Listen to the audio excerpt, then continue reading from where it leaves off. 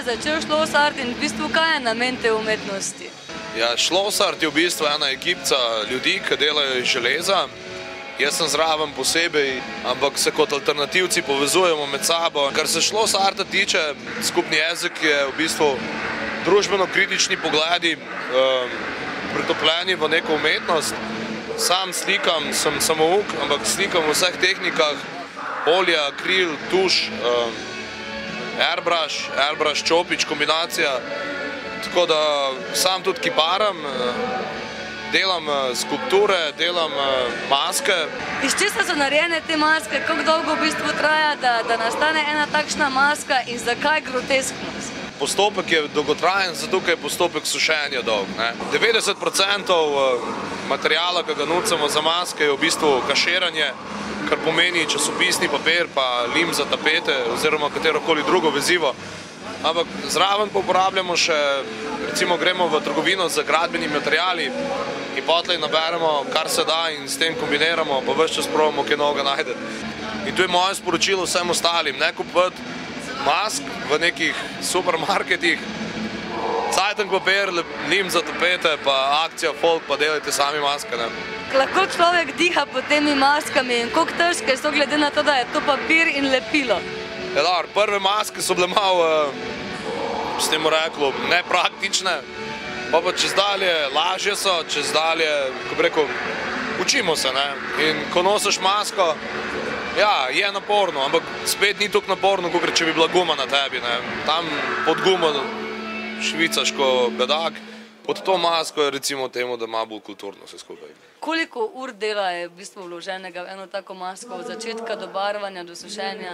Ja, v bistvu tega hudiča sva delala za nek hudičev turen, ki ima neko legendo za sabo. Približno en mesec intenzivnega dela, zraven, da se, ko bi rekel, še postopek sušenja je pač malo podaljša celo situacijo.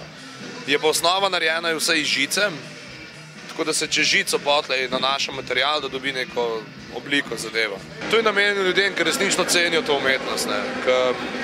Jaz sem sam naredil malo selekcije, kar se tiče ljudi okrog mene, ker res rad dajem ljudem stvari, raj dajem, ko prodajam, tisti, ki resnično cenijo to zadevo. Teh ljudi je pa zelo malo. Kdaj se vam je v bistvu porodila ideja, da se da iz železe narediti zelo uporabne in lepe reči? V bistvu vse skupaj se je zgodilo nekaj 4 leta nazaj. Klik v glavi, ne vem, soočil sem se za to zadevo, dobil sem šiht, sem delal z železom. Nekako sem bil že prej v metalskih vodah, kar se tiče muske in avtomatsko je človek podvržen pa neki taki zadevi.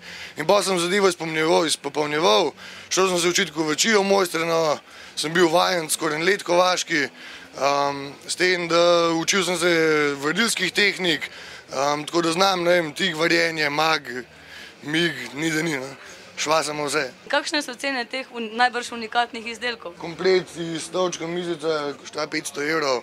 Tam Pajk ima ceno, te zadeve, ki so na prodaj. Težko je nekako ocenjevati svoje delo, sploh v teh časih, ker že tako nekako ni denarja. Ampak probamo pa preživljati se s tem. Kakšna količina železja je v bistvu potrebna za izdelavo enega takšnega stola ali pa ene skulpture? Od 10 do 500 kil. Recimo tisti Pajk, ki stoji tam pred, tisti ima 300 kil recimo. Koliko časa v bistvu potrebujete, da izdelate eno takšno stvar? Pajek? Ta je bil, recimo komplet sem delal tam 150-170 ur. Kaj poleg pajkov se še najde v vašem repertoarju? Jaz pravim, da v bistvu ni omejitev, kar se da narediti iz železja. Tako da, če ima človek dobro idejo, če jo nimajo, imam jaz, da se pa vse narediti. Omejitev ni.